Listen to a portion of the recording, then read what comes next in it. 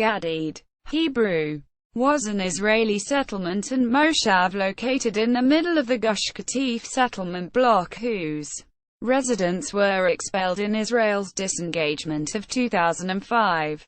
The origin of the name Gadid comes from the term used in the Bible to describe the harvest of dates in the area. History: Gadid was founded in 1982 as an Orthodox Moshav by a group of 22 families, mostly new immigrants from France, as well as families from the Bnei Akiva Mizrachi youth group.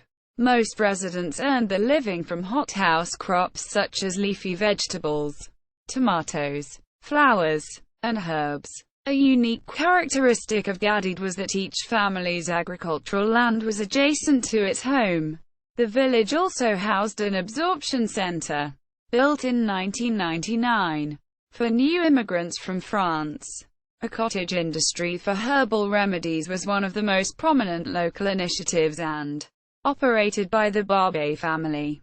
Unilateral disengagement: the residents of Gadid was forcibly evicted from their homes on August 19, 2005 by the Israeli army and Israeli police, and their homes were razed soon after. On the day of its residents' expulsion, it was home to about 60 families, including over 310 people. Official website.